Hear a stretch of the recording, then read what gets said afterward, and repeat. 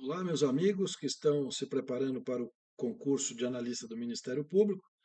Meu nome é Paulo Furtado de Oliveira Filho, sou juiz de direito, professor de direito empresarial e nesse encontro vou conversar com vocês a respeito de alguns temas relevantes que podem ser objeto de questão na prova que se avizinha.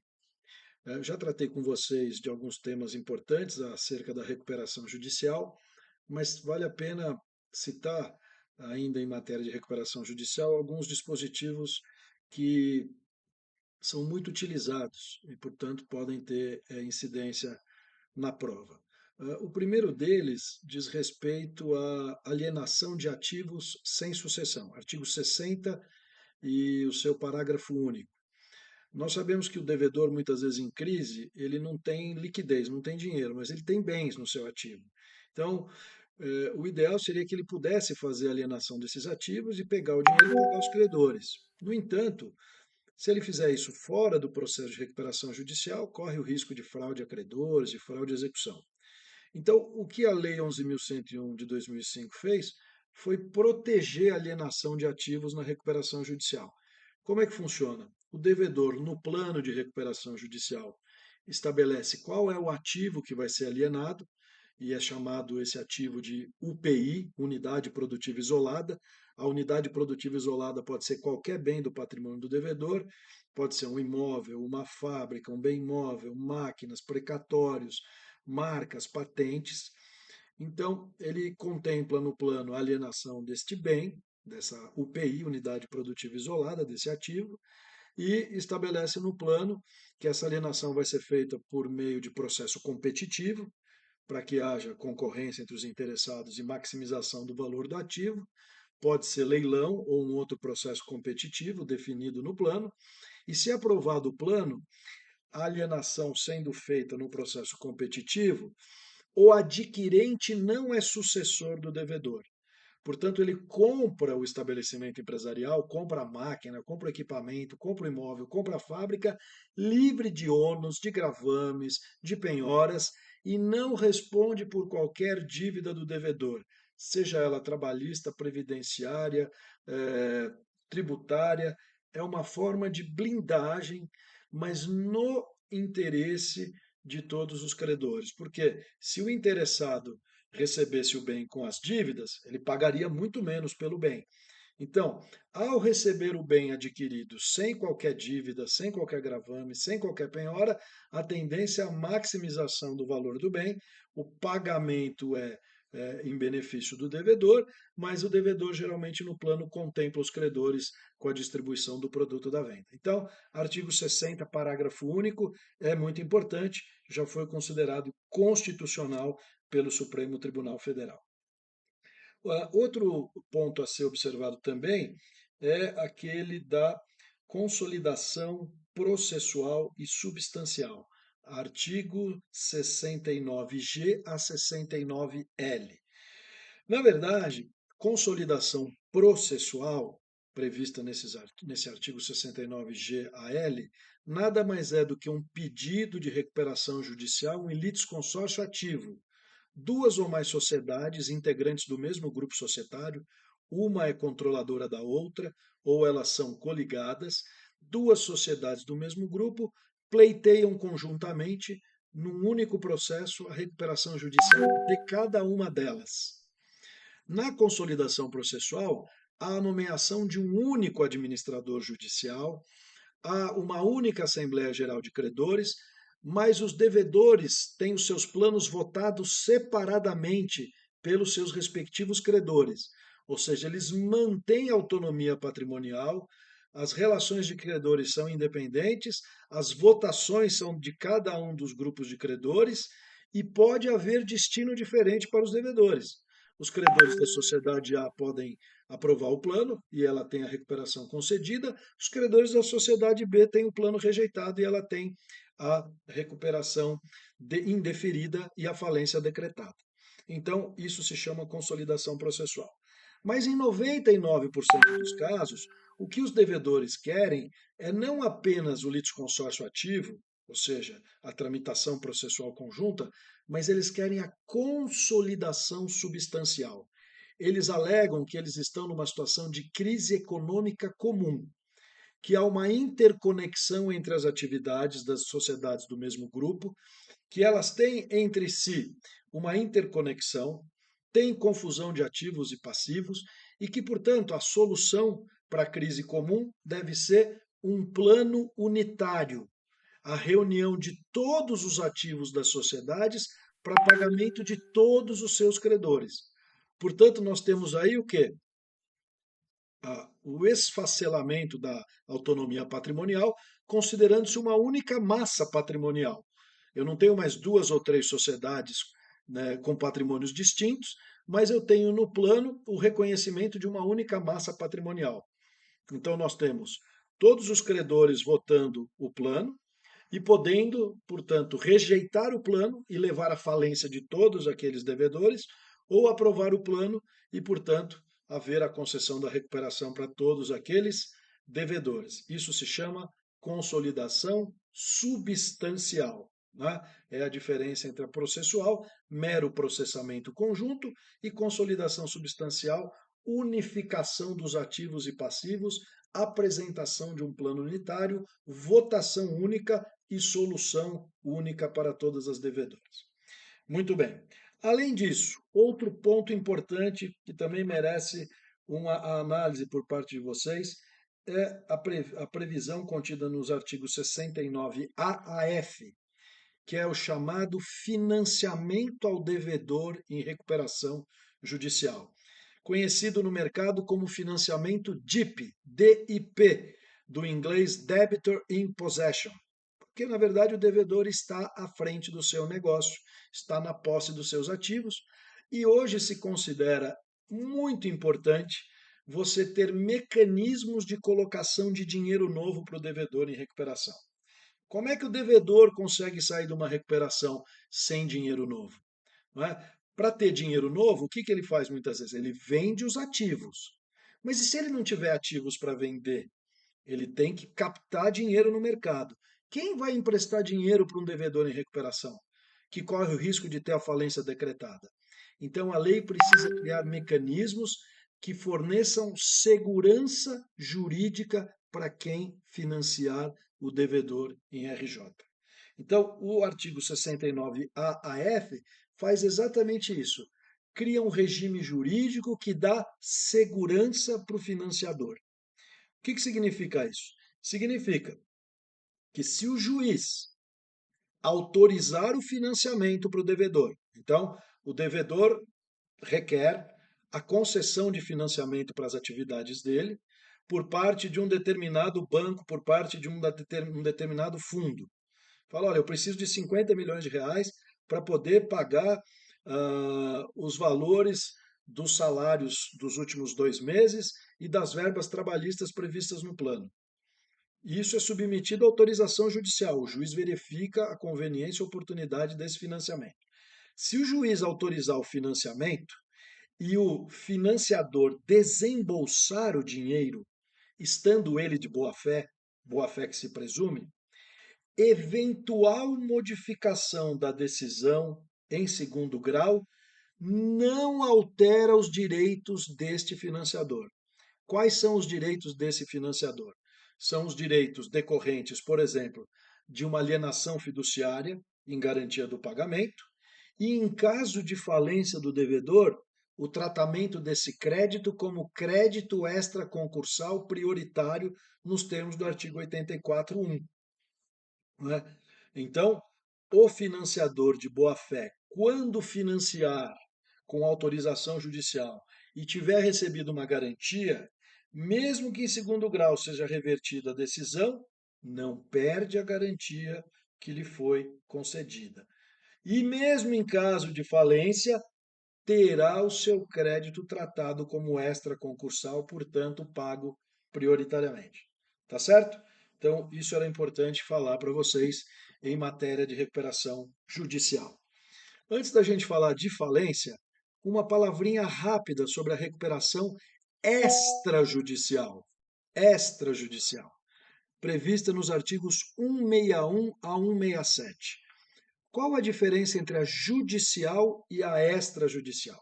Na judicial, o devedor entra em juízo com o pedido e fala assim: estou em crise, quero apresentar o plano em 60 dias. Portanto, o plano é apresentado em juízo. Na recuperação extrajudicial, o devedor já negociou previamente com os credores. Então ele ingressa em juízo e fala assim: estou em crise, aqui está o meu plano, já tenho a adesão dos credores e eu quero a homologação judicial. Portanto, na recuperação extrajudicial, o devedor já ingressa com o pedido e o instrui com o plano contendo a adesão dos credores.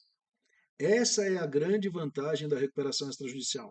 O devedor anuncia a crise e a solução simultaneamente quando ele ingressa com o pedido.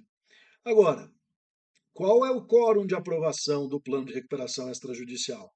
Mais da metade do total dos créditos sujeitos àquela recuperação extrajudicial. Não é? Então, ele pode, eventualmente, fazer uma recuperação extrajudicial só atingindo credores quirografários, porque ele não tem problema com credor trabalhista, nem com credor com garantia real.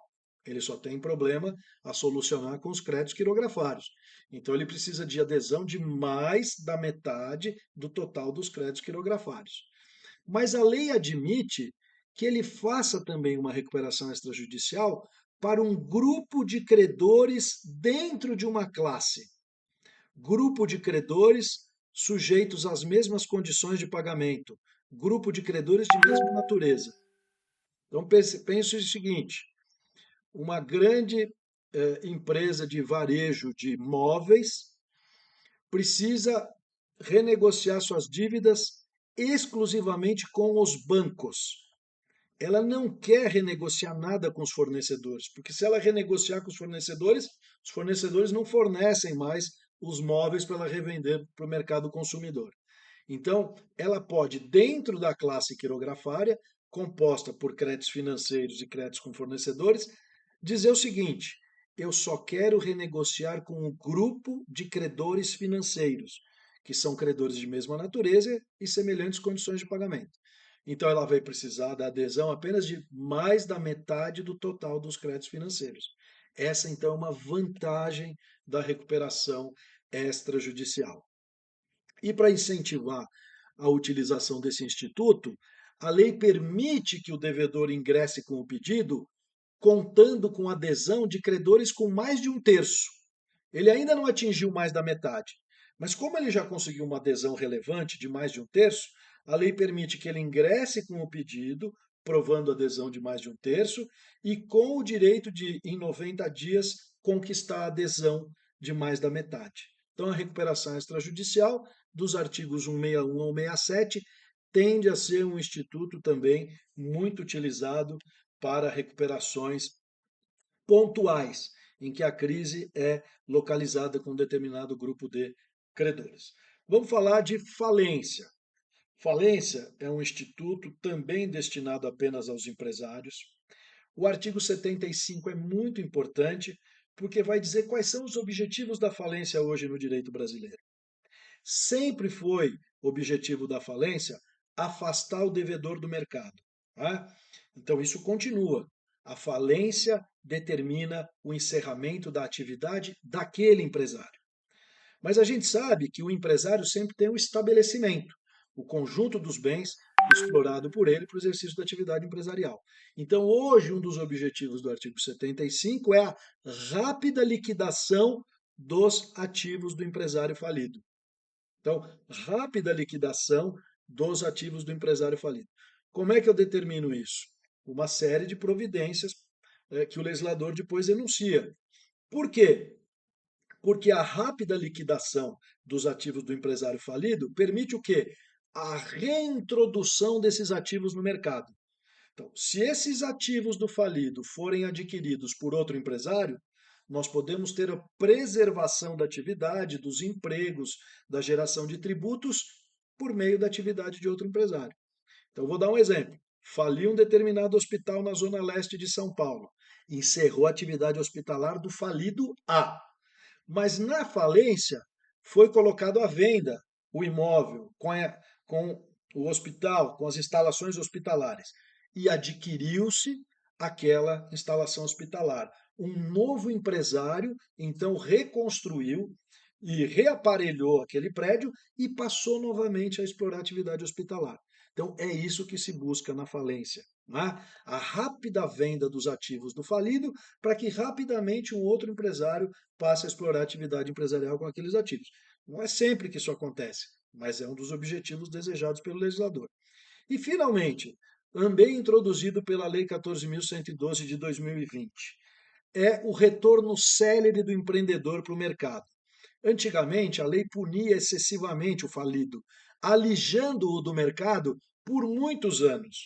Evidentemente que ele usava subterfúgios, terceiros, laranjas, para conseguir sobreviver exercendo atividade empresarial. Então agora a lei diz o seguinte: olha, falir não é crime. Falir pode ser por azar, pode ser por razões de mercado, pode ser por má administração, mas a falência não pode condenar perpetuamente o falido a permanecer fora do mercado. Então deve haver na lei a previsão de rápido retorno do falido ao mercado. Então, artigo 75 é bom vocês darem uma olhada. Além disso, sempre é importante saber os pressupostos para a decretação da falência no direito brasileiro. Não é? Então, vejam só: pressuposto subjetivo. Quem pode ter a falência decretada no direito brasileiro? Só empresário. Artigo 1º, e desde que não esteja excluído, artigo 2º. Pressuposto objetivo. Artigo 94 é fundamental, especialmente o 94.1. 95% das falências decretadas no Brasil são baseadas na seguinte causa de pedir: devedor, você não pagou no vencimento obrigação pecuniária de valor superior a 40 salários mínimos na data do pedido. E o que a lei exige? Essa obrigação tem que constar de título executivo que foi regularmente protestado. Então, tem que saber isso. Os requisitos para a decretação da falência, do ponto de vista objetivo, são ou a impontualidade injustificada, artigo 94.1, ou execução frustrada, artigo 94.2, ou a prática de atos de falência, 94.3. Atenção sempre para o 94.1, impontualidade injustificada. Se perguntarem alguma coisa sobre execução frustrada, que é a situação que o devedor na execução é intimado, não paga, não deposita, nem nomeia bens suficientes à penhora, é sempre importante lembrar que não há limite mínimo de valor. Enquanto para o 94.1 a obrigação tem que ser superior a 40 salários mínimos, no 94.2 não tem. E terceiro pressuposto é a sentença de falência. No Brasil, a falência é um instituto judicial.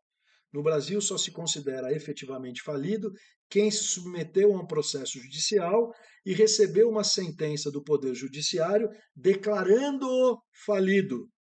Então, nós temos um processo judicial que culmina com a sentença de falência.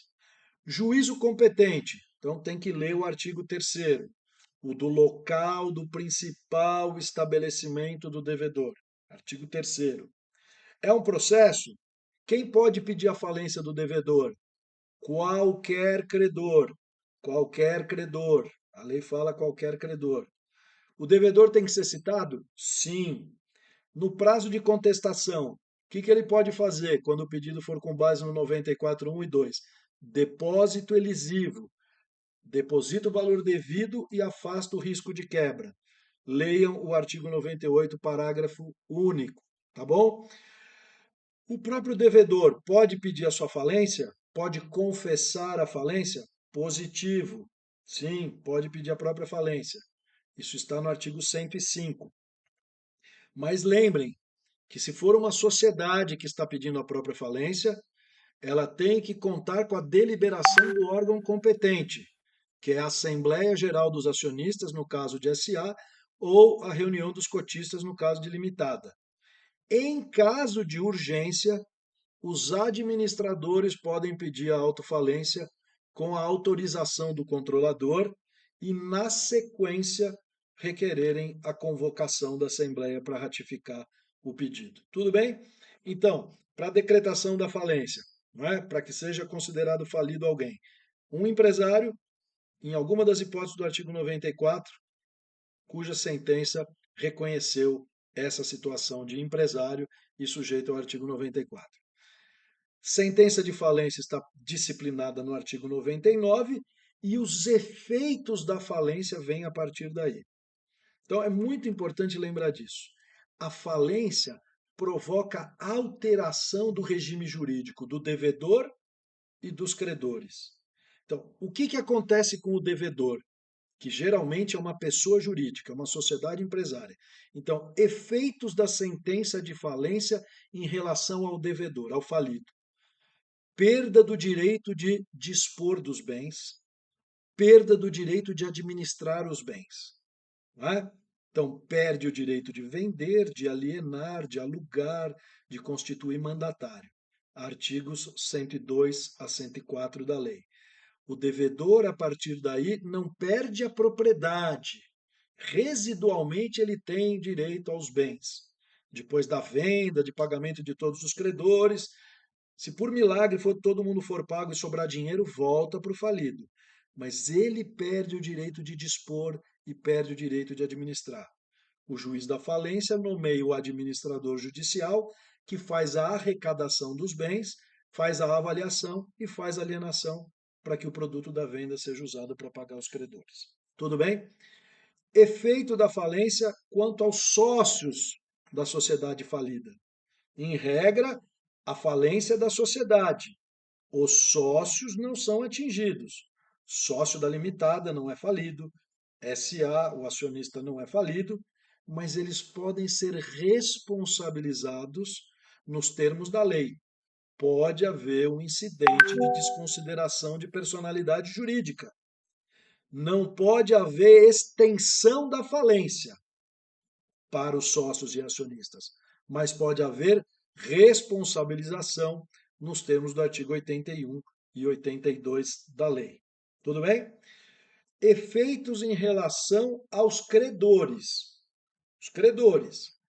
Suspensão das execuções individuais dos credores. Só podem prosseguir as ações de conhecimento, porque a ação de conhecimento vai definir o valor devido a esses credores e depois eles têm que requerer habilitação de crédito na falência. Então, suspensão das execuções movidas pelos credores. Tudo bem? O que mais? Todos os pleitos de recebimento de valores são concentrados no juízo universal. O juízo universal é competente para todas as ações em que a massa falida for ré, todas as ações em que a massa falida for autora e tiverem previsão legal, na 11.101. Ação revocatória, por exemplo, é uma ação de competência do juízo da falência. Tudo bem? Efeitos da sentença de falência quanto aos negócios anteriores. É a chamada ineficácia. Deem uma olhada nos artigos 129 e 130. 129, ineficácia objetiva. Detectada a ocorrência de um daqueles atos anteriormente à sentença de falência, que beneficiaram um credor em detrimento da coletividade, o juiz de ofício pode declarar a ineficácia. Já na hipótese do 130, se por acaso foi um ato fraudulento, que tem que demonstrar a fraude, o conluio, só mediante ação revocatória, como prevê o artigo 130 e seguintes. Tudo bem? Então, esses são alguns efeitos importantes da falência em relação ao devedor, aos credores e também em relação aos negócios anteriores à sentença de falência. Falando um pouquinho sobre as últimas alterações legislativas que foram feitas pela Lei 14.112 de 2020. Primeira delas, hoje, decretada a falência, também são suspensas as execuções fiscais. E o artigo 7º-A determina a instauração de um incidente de classificação de crédito público para cada fazenda. Então, o artigo 7º-A é importante porque vai dizer: suspendem-se as execuções fiscais para cada ente fazendário um incidente de classificação de crédito público, para saber quanto deve para cada fazenda estadual, municipal e para a União. A lei criou uma divisão de competência. Juiz da execução fiscal examina existência e exigibilidade do crédito. Juiz da falência examina valor do crédito até a data da quebra e classificação do crédito nos termos do 83 e 84. Tudo bem? Então é importante o artigo 7º-A. Outro artigo importante, artigo 10º, parágrafo 10º. Então, nós temos ali um prazo instituído por lei para apresentação das habilitações de crédito. 3 anos a partir da decretação da falência, sob pena de decadência. Essa é uma novidade. Se o credor deixar transcorrer o prazo de 3 anos sem apresentar pedido de habilitação ou de reserva de crédito, ele decai do direito, não terá o seu crédito reconhecido na falência. Outra alteração legislativa importante, artigo 158. 158 estabeleceu novas hipóteses de extinção de obrigações. Como eu disse para vocês, o objetivo da lei é a reabilitação do falido em tempo mais rápido, para que ele possa novamente atuar no mercado. Então a lei prevê, olha, se a falência não terminar em até 3 anos, 3 anos estarão extintas as obrigações. Se a falência terminar antes do prazo de 3 anos, o encerramento da falência determina a extinção das obrigações. E a extinção das obrigações é que reabilita o falido para o exercício da atividade empresarial. Então, a lei quis criar mecanismos de rapidez para a solução do processo de falência. 3 anos para habilitação de créditos, 3 anos para extinção das obrigações. Além disso, outro instituto que foi revigorado para extinguir processos de falência inúteis, 114A. Deem uma olhada no 114A. Que hipótese é essa? É o encerramento sumário da falência. Se na falência não foram encontrados bens para serem arrecadados, zero de arrecadação, ou os bens arrecadados não pagam nem as despesas do processo, como a remuneração do administrador judicial, pode ser encerrada sumariamente a falência. Publica-se um edital, dá-se conhecimento a todos os interessados. Se nenhum credor quiser adiantar dinheiro para localização de bens e pagamento das despesas, o juiz encerra o processo sumariamente.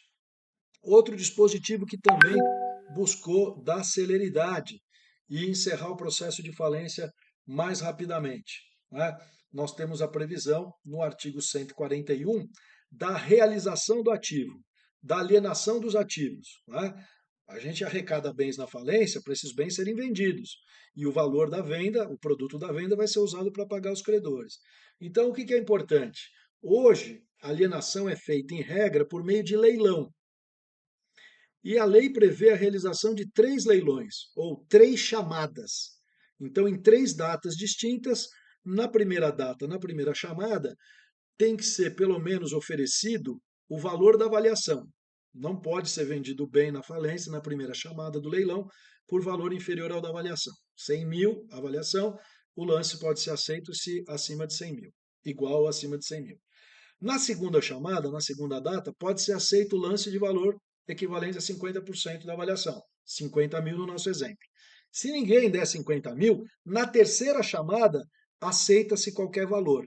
Então, hoje, a lei prevê que não há mais alegação de preço vil em falência.